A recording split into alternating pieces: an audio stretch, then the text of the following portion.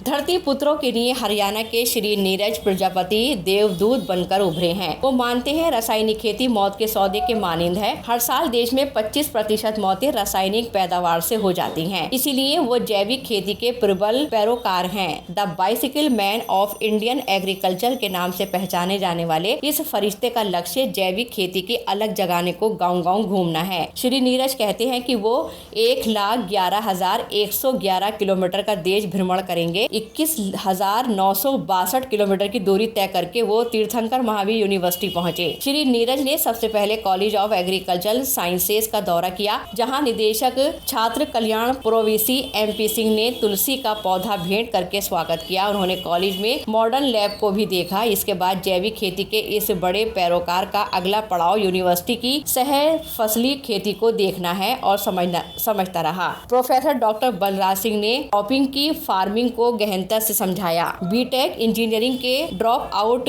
नीरज पंजाब के काश्तकारों के बीच गए हैं। बैठे कि उनके पर करियर की दिशा ही बदल गई। श्री नीरज ने ठान लिया अब वो शेष जीवन जैविक खेती की पुरजोर वकालत के लिए ही समर्पित कर देंगे। उन्होंने साइकिल को अपना वाहन बना लिया और एग्रीकल्चर यूनिवर्सिटीज के संग संग कृषि वैज्ञानिक और धरती पुत्रों से जैविक खेती को लेकर संवाद। अब वो किसानों की समस्याओं को कृषि विज्ञान से साझा करते हैं तो दूसरी ओर कृषि वैज्ञानिकों की सलाह को फार्मर्स को शेयर करते हैं। श्री नीरज को देखने और सुनने से लगता है उनके रहन सहन में भारतीयता साफ साफ झलकती है। साइकिल संग तिरंगा इसका गवाह है। इससे पहले कॉलेज ऑफ एग्रीकल्चर साइंसेज में doctor Praveen Kumar, doctor Devendra Pal Singh, doctor Ashutosh Awasthi, विशेष सिंह आदि ने the bicycle man of Indian agriculture का माल्यार्पण करके गर्मजोशी से स्वागत किया। तीर्थंकर महावीर यूनिवर्सिटी का भ्रमण करने के बाद वो मेरठ के लिए रवाना हो गए।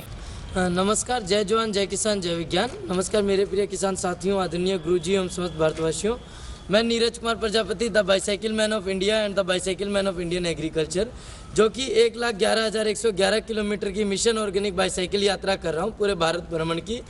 और यह यात्रा जैविक खेती के प्रति किसान भाइयों को जागरूक करने की है कि जो आपने एक प्रश्न किया कि ये यात्रा के बारे में कैसे सोचा गया। जब मैं खुद एक बीटेक इंजीनियर ड्रॉप आउट हूँ रुस्तम जी institute of technology Gwalior Madhya Pradesh से। तो उसके बाद जब मैं पंजाब में रहा था एक सलाहकार के तौर पे, तो मैं वहाँ जब किसान भाइयों के साथ गांव में बैठता था तो वो मेरे को बोलते थे नीरज भाई एक ट्रेन का रिजर्वेशन चेक करना। तो मैं पूछा कौन सी ट्रेन का, तो वो बोलते थे कैंसर ट्रेन का।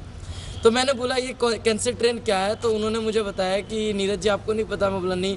बोला एक ट्रेन है जो पंजाब के अबोर ज़िले और अबोर ज़िला और बठिंडा से चलती है और राजस्थान के श्री गंगानगर और बीकानेर जाती है, जिसमें जो 75% यात्री होते हैं वो कैंसर से पीड़ित मरीज होते हैं।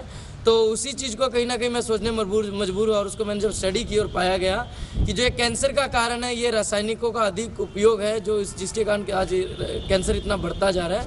तो इसी को देख के मैंने यात्रा चालू की और मैं धीरे धीरे किसान भाइयों से मिलता रहा। उनकी जो समस्याएं हैं वो कृषि वैज्ञानिक अथवा शोधकर्ता छात्र और जो हमारे भारतीय कृषि अनुसंधान परिषद के रिसर्च सेंटर्स हैं और हमारी जो एग्रीकल्चर यूनिवर्सिटीज़ हैं उनमें मिलना और जो किसानों की समस्या वो वैज्ञानिकों तक पहुंचाना और जो वैज्ञानिकों के द्वारा किए हुए कार्य हैं वो किसान भाइयों तक गांव-गांव पहुंचाने का मेरा एक कार्य है। नीरज जी, हम जानना चाहेंगे अभी तक का आपका अनुभव कैसा रहा? आप इतना लंबा सफ़र कर चुके हैं, आप 21,962 किलोमीटर का सफ़र कर चुके हैं, कई स्टेट में जा चुके हैं, तो आपका अभी तक का सफ़र कैसा रहा? जी, मैं आपको बताना चाहूँ कि जैसे आपने बताया कि और मैंने ये यात्रा 9 अप्रैल 2019 से चालू की थी गांव आवलाना, तहसील गोहाना, जिला सोनीपत, हरियाणा से। और ये यात्रा पहले मैं सर्वप्रथम हरियाणा राज्य में कर रहा था। हरियाणा राज्य में मैंने ये 22 फरवरी तक मैंने 11,600 किलोमीटर की यात्रा पूर्ण की थी, जिसमें मैं किसानों की समस्या यूनिवर्सिटी तक ले जाता था और उसके ऑर्गेनिक पे काम करता था।